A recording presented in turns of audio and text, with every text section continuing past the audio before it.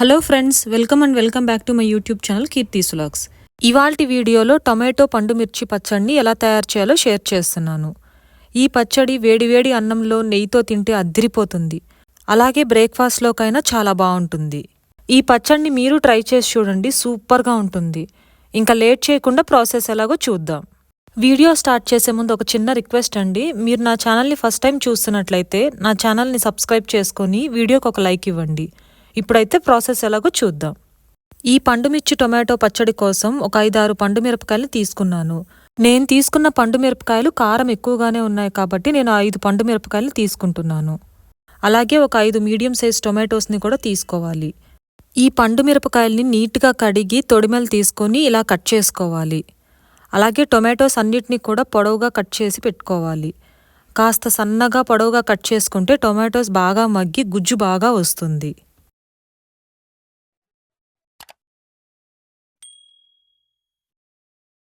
ఇప్పుడు ఒక ప్యాన్ తీసుకొని అందులో 1 టేబుల్ స్పూన్ ఆయిల్ని యాడ్ చేయాలి.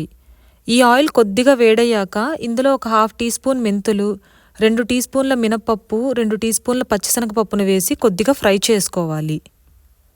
ఇందులోనే 1.5 టీ స్పూన్ జీలకర్రను కూడా యాడ్ చేసి లో ఫ్లేమ్లో దోరగా వేయించుకోవాలి. ఇప్పుడు ఇందులో మనం ముందుగా కట్ చేసి పెట్టుకున్న పండు మిరపకాయ ముక్కల్ని కూడా యాడ్ చేసి లో ఫ్లేమ్లోనే ఒక 2-3 నిమిషాల పాటు వేగనివ్వాలి. ఈ జీలకర్ర మెంతులు మాడిపోతాయనిపిస్తే ఇవన్నీ పక్కకు తీసి ఆ తర్వాత అయినా పండు మిరపకాయలను యాడ్ చేసి వేయించుకోవాలి. ఈ పండు మిరపకాయ ముక్కలు ఇలా కలర్ చేంజ్ అయినప్పుడు ఇవన్నీ ఒక ప్లేట్లోకి తీసుకొని చల్లారేదాకా పక్కన పెట్టుకోవాలి. ఇప్పుడు అదే ప్యాన్లో అవసరం అనిపిస్తే కొద్దిగా ఆయిల్ని యాడ్ చేసి మనం ముందుగా కట్ చేసి పెట్టుకున్న టొమాటోస్ని కూడా యాడ్ చేసుకోవాలి. ఇందులో ఒక చిన్న నిమ్మకాయ సైజ్ అంత చింతపండును కూడా యాడ్ చేసి మూత పెట్టి లో ఫ్లేమ్లో మగ్గనివ్వాలి. మధ్య మధ్యలో అడుగంటకుండా టొమాటోస్ని కలుపుకుంటూ మెత్తగా మగ్గించుకోవాలి.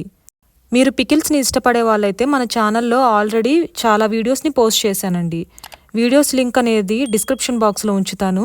ఆ వీడియోస్ని కూడా ఒకసారి చెక్ చేయండి. టొమాటోస్ ఇలా ఆల్మోస్ట్ మెత్తగా మగ్గినప్పుడు ఇందులో మనం శుభ్రంగా కడిగిన కొత్తిమీరని 1 కప్ యాడ్ చేసుకుంటున్నాను. కొత్తిమీర మగ్గడానికి పెద్దగా టైం పట్టదు కాబట్టి లాస్ట్లో స్టవ్ ఆఫ్ చేసే ముందు యాడ్ చేసుకుంటున్నాను. ఒకసారి మొత్తం చక్కగా కలుపుకొని మూత పెట్టి ఒక 2 నిమిషాల పాటు స్టవ్ మీద ఉంచి ఆ తర్వాత స్టవ్ ఆఫ్ చేసి చల్లారేదాకా పక్కన పెట్టుకోవాలి. టొమాటోస్ చల్లారేలోపు మనం వేయించి పెట్టుకున్న పచ్చిమిర్చిని ఒక మిక్సీ జార్లోకి తీసుకొని కచ్చాపచ్చగా మిక్సీ పట్టుకోవాలి. ఇప్పుడు ఇందులోనే 2 వెల్లుల్లిని కూడా యాడ్ చేసి మనం ముందుగా మగ్గించి పెట్టుకున్న టొమాటోస్, చింతపండు, కొత్తిమీర చల్లారిందో లేదో చెక్ చేసుకొని దాన్ని కూడా యాడ్ చేసుకోవాలి. ఈ స్టేజ్లో రుచికి తగినంత ఉప్పును యాడ్ చేసి మిక్సీ పట్టుకోవాలి. ఈ పచ్చడి మెత్తగా కాకుండా కొంచెం కచ్చాపచ్చాగా మిక్సీ పట్టుకుంటేనే తినేటప్పుడు టేస్ట్ చాలా బాగుంటుంది.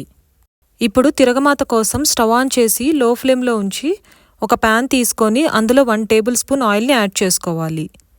ఈ ఆయిల్ కొద్దిగా వేడయ్యాక ఇందులో 1 టీ స్పూన్ పచ్చిశనగపప్పు, 1 టీ స్పూన్ మినపప్పు, కొద్దిగా జీలకర్ర, కొద్దిగా ఆవాలు యాడ్ చేసి ఒక 2 ఎండుమిరపకాయలు తుంచుకొని యాడ్ చేసుకోవాలి.